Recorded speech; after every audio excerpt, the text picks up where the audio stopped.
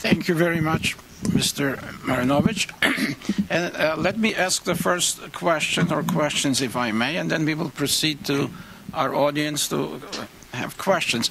You said in your presentation in the beginning that you, like Jack London, are so far away today from your educational experience, from your work experience. You have moved totally into a new direction.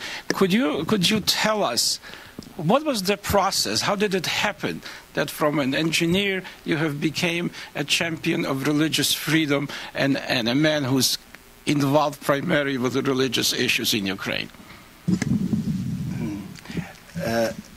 First of all, the field of engineering in the Soviet Union was probably the only field where a person was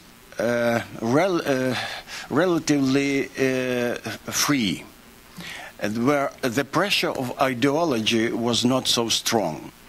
But in general, there is no place in the authoritarian state or even totalitarian state where a person may remain free. So that's why it was just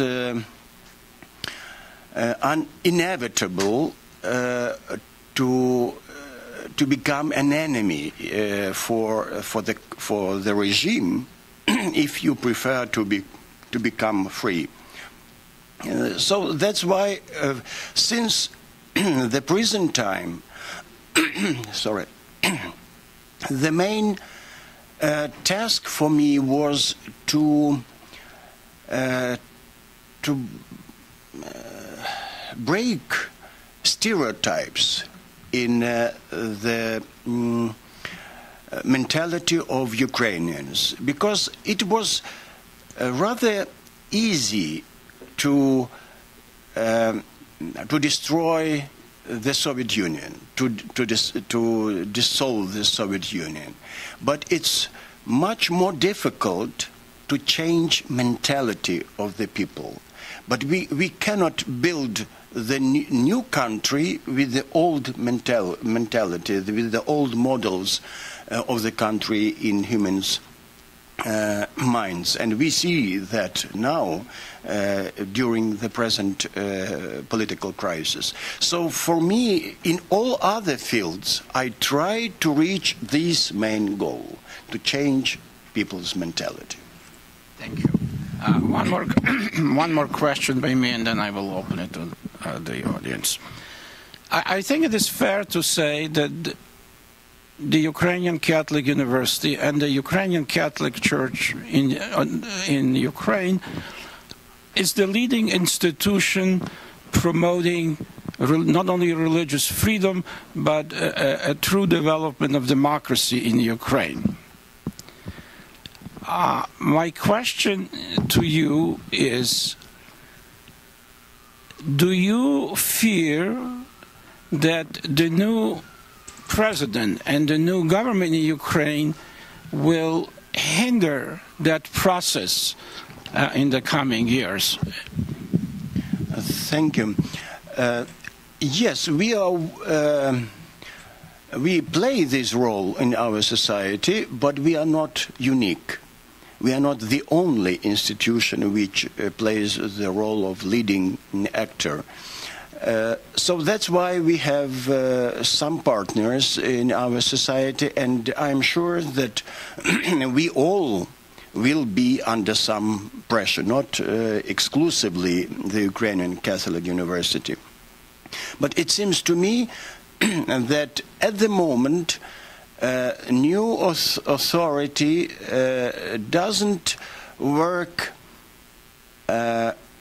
new authorities do not work against specific institutions.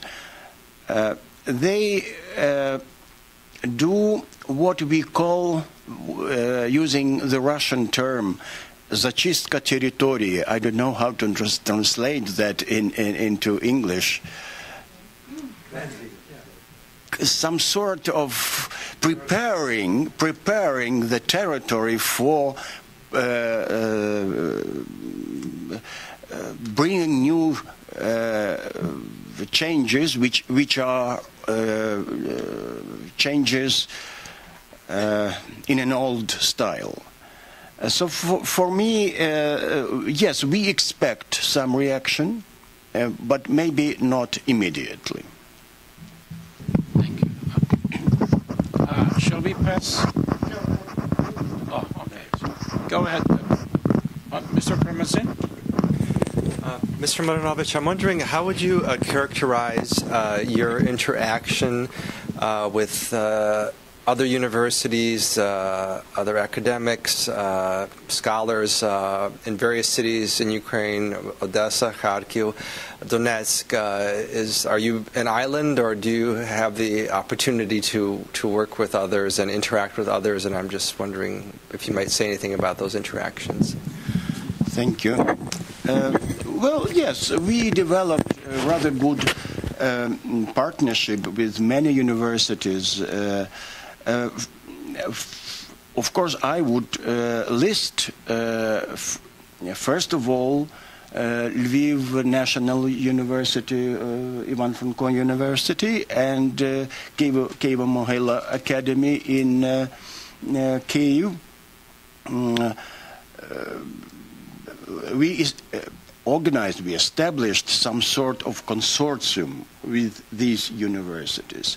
But we also have a good partnership with Kyiv National Academy, with the National Academy of Kharkiv, and other universities in Ukraine. For example, I personally was lecturing at these universities, and always with in positive atmosphere. Thank you.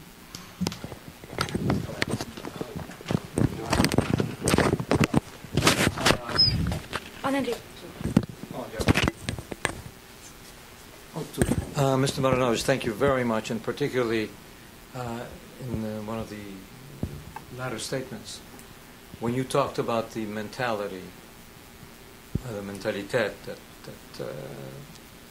supposedly is returning, the older mentalitet is returning now through the authorities. But we've also had a period of almost 20 years, and perhaps in Western Ukraine, perhaps even longer than that, a few years more, of the change of the mentality. And as you mentioned earlier, just about all of the students right now already have been, or at least those that are entering the universities, have already been born during an independent Ukraine. And certainly the education that they are getting, primarily from institutions such as yours, and Kyiv-Mohyla, and perhaps 2 or 3 others, are bent on changing the mentality. And from what we've seen, having dealt with these students here in the United States and in Ukraine, we've seen that it's been successful. The mentality is changing. We are now in a situation where there's a return, at least by the authorities, of the older, in some variant, but at least the return of the older mentalitet. And as a matter of fact, probably the authorities are really banking on the fact that that old mentalitet will now take hold. What would be your perspective as to what is the strength of those that have already undergone, the young people that have undergone a tremendous amount of training now in education in the new direction, and particularly now the ones that will be coming out of those universities over the next 2, 3, 4 years?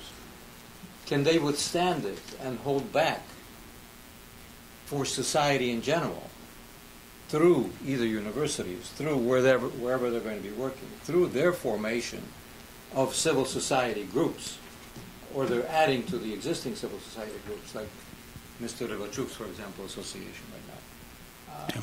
Will that be a force, kind of a mental force, that can withstand a reversal, a reset button, a reverse reset button that is now being attempted by the authorities? I don't know whether I'm making myself clear. Yeah, thank you. It's an important question. It seems to me that after 20 years of living in independent Ukraine, we passed only halfway. Moses led the Jewish nation to Israel. And I don't know whether it happened that Jewish people refused to obey Moses and started to dance their famous dance around the idol, around the idol. But we have something of that in Ukraine now. All these people who are now in power are just dancing this dance.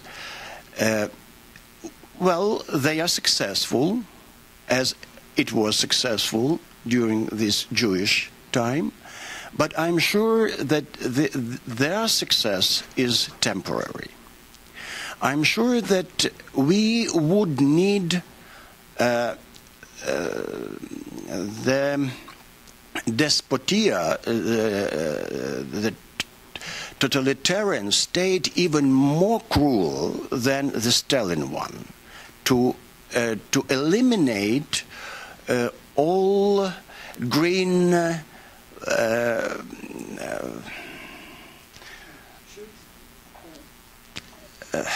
all green flowers, or how to say, that flourish now, blossoming, yes. So in my opinion, according to my opinion, there are many people, many young people, who are proud to live in a globalized world, which love to be in connection with the whole world. And it's impossible for them to get rid of that freedom voluntarily and without reaction. It seems to me that the totalitarian state of that kind Russia is dreaming about and tries to convince Ukraine to join these clubs is possible, is not possible in the epoch of the internet, in the epoch of free flowing of information. So this is my opinion. I remember that during interrogations, KGB used technique checking the copy produced on the typing machine, searching for some signs, similar signs in copying machine, in typing machine, and the copy, the hard copy of that. So it's impossible anymore in Ukraine, in our world now. So this is my belief.